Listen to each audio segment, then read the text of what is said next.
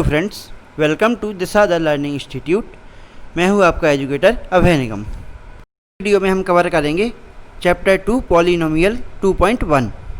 Friends, exercise शुरू करने के पहले हम ये समझ लेते हैं कि पॉलिनोमियल्स कहलाते क्या हैं। देखिए, पॉलिनोमियल्स जो हैं वो इस टाइप के दिखाई देते हैं।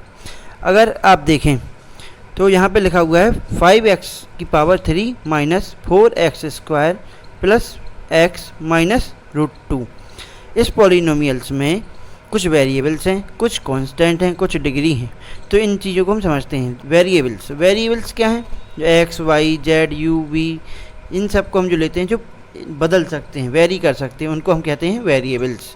कुछ कांस्टेंट हैं, जैसे √2 यहाँ पे आया है, ये क्या है? कांस्टेंट है।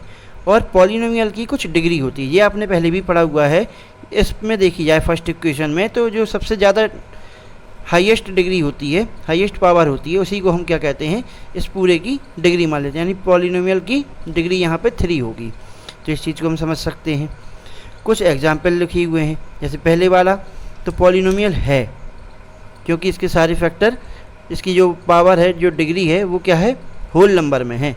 इसमें वेरिएबल्स की पावर भी होल नंबर में है, लेकिन यहाँ वेरिएबल की पावर होल नंबर में नहीं है। यहाँ वेरिएबल की पावर होल नंबर में नहीं है, क्योंकि आपको पता है √2 की वैल्यू 1/2 होती है। आगे देखते हैं फ्रेंड्स कि पॉलिनोमियल के कुछ टाइप भी होते हैं। क्या टाइप्स होते हैं? जैसे कि लीनियर इक्वेशन। लीनियर इक्वेशन कैसी दिखाई देती है? एग्जाम्पल में लिखा हुआ है x 2x माइनस 3। ये भी एक लीनियर इक्वेशन है। x की पावर में कुछ नहीं होना चाहिए, है ना, तो वो सही होता है। अगर x की पावर में √2 होता तो नहीं होती, लेकिन यहाँ पे √2 किस में है? इसके कोफिशिएंट में। अच्छा फ्रेंड्स, तो यहाँ पे आपको इक्वेशन में जो भी है, x है तो x का कोफिशिएंट, x स्क्वायर है तो उसका कोफिशिएंट भी क्या होता है? उसके जस्ट आगे लिखा होता है, वो उसका कोफिशिएंट कहलाता है। जैसे कि x स्क्वायर का कोफिशिएंट क्या है? x है। तो लीनियर इक्वेशन में देखा जाए तो इसका जनरल फॉर्म आता है ax plus b equal to 0। ax plus b equal to 0। यहाँ पर ये इसका जनरल इक्वेशन बन जाती है। क्वाड्रेटिक इक्वेशन समझते हैं। क्वाड्रेटिक इक्वेशन में इसकी डिग्री 2 डिग्री तक आती है। यानी इसकी जो x की पावर है, वेरिएबल्स की पावर है, वो कहाँ तक आएगी? 2 डिग्री तक आएगी। तो ये देखिए आप, यहाँ पे इस टाइप की इक्वेशन बनेगी। इक्वेशन में कोई भी होनी चाहिए तो कैसी होनी चाहिए? पावर होल नंबर में होनी चाहिए। ये इसकी जनरल इक्वेशन बनती है।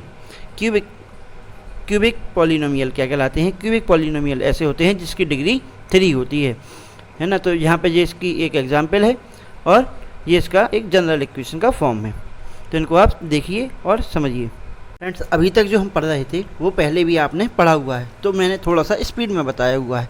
अब फ्रेंड्स समझते हैं जीरोस ऑफ पॉलिनोमियल। ये नई टर्म आई हुई है, जीरोस ऑफ पॉलिनोमियल में। पहले हम आपको पुराना तरीका बताते हैं, जैसे आप लोगों ने किया हुआ भी है। ऐसी कोई एक क्वाड्रेटिक इक्वेशन आती थी, इसके आपको फैक्टर निकालना होते थे, तो आप इसका और इसका मल्टीप्लाई करते थे, यानी a का और c का मल्टीप्लाई करते थे, और इसमें ऐसा फैक्टर ढूंढते थे कि यहाँ पे जो है प्रोडक्ट आए और उसका यहाँ पे उन दो नंबरों का सम। जैसे कि एक अल्फ़ा और एक बीटा, कोई दो नंबर ऐसे सोचना है जहाँ पे c की जगह पे इन दोनों का प्रोडक्ट बने और b की जगह पे इन दोनों का सम बने। तो यहाँ पे दो चीज़ें अपन नहीं पढ़ेंगे, sum of zeros and product of zeros. लेकिन अभी यहाँ पे आप इतना समझ लीजिए कि एक इक्वेशन में जीरोस आते हैं, अल्फ़ा और बीटा ये इसके जीरोस माने जाते हैं। तो फ्रेंड्स, यहाँ पे हमें लेकिन फर्स्ट चैप्टर में, मतलब फर्स्ट एक्सरसाइज में, ज्योमेट्रिकली मीनिंग समझनी है जीरोस की। तो ज्योमेट्रिकली मीनिंग इतनी है कि जो आपकी एक्स एक्सिस होती है, जितनी बार आपका ग्राफ एक्स एक्सिस को काटता है उतने आपके जीरोस ये इक्वेशन बनाती है। तो इतना ही बताना, इसको और अच्छे से अभी हम क्वेश्चन में लेते हैं। चलिए तो देखते हैं क्वेश्चन। हम स्टार्ट करते हैं एक्सरसाइज 2.1 का फर्स्ट क्वेश्चन। तो इस क्वेश्चन में कुछ ग्राफ दिए गए हैं और कहा गया है कि जो पॉलिनोमियल के नंबर ऑफ जीरोस कितने होंगे। तो फाइंड करना है हमें नंबर ऑफ जीरो। पहला ग्राफ है जिसमें एक्स एक्सिस और वाई एक्सिस बनी हुई है, आपको दिख रही है, नाम डले हुए हैं, और इसमें एक लाइन डाली गई है जो एक्स एक्सिस के पैरेलल है। पैरेलल लाइन कभी भी एक दूसरे को नहीं काटती हैं, और यहाँ पे एक भी बार इसने एक्स एक्सिस को नहीं काटा है, यानी इसका नंबर ऑफ जीरोस कितना होगा? 0 होगा।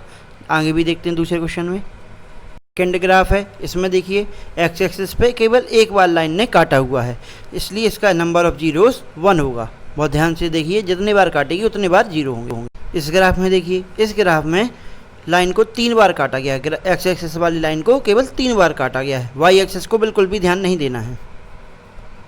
देखिए फ्रेंड, ग्राफ ऐसा भी आ सकता है। यहाँ पे ग्राफ ने जो लाइन जा रही है ग्राफ में वो एक्स एक्सिस को 2 बार काट रही है, इसलिए नंबर ऑफ जीरोस 2 होंगे। आगे जाए या ना जाए, जितना है उतने में ध्यान देना है। इस ग्राफ में आप देखेंगे तो नंबर ऑफ जीरोस 4 होंगे, क्योंकि इसने एक्स एक्सिस को 4 बार काटा हुआ है। बहुत ध्यान से देखेंगे तो 4 बार दिखाइएगा, वाई को बिल्कुल भी नहीं देखना है। इस ग्राफ में देखेंगे तो नंबर ऑफ जीरोस कितने हैं, ध्यान से देखेंगे तो पहले 1 बार काटती है, फिर आगे जाती है, फिर वहाँ से मुड़ती है, 2 बार काटती है, फिर आगे जाती है, तीसरी बार काटती है, यानी 3 बार काटा हुआ है। नंबर ऑफ जीरोस इसके 3 है। अब हम एक बार में आपको सारे लिख के दिखाई देते हैं। फ्रेंड्स, इनको हम इस टाइप से यहाँ पे आंसर लिख सकते हैं। Number of zeros is equal to जितना भी आता है 1 2 3 4 जितने भी आते हैं उनको हम यहाँ पे ऐसे लिख सकते हैं, और इसका आंसर केवल इतना ही होगा। काफ़ी इजी एक्सरसाइज है ये। और फ्रेंड्स, अगर आपने हमारे चैनल को अभी तक सब्सक्राइब नहीं किया है तो प्लीज़ सब्सक्राइब करें, लाइक करें और अपने दोस्तों के साथ शेयर करें। Thank you.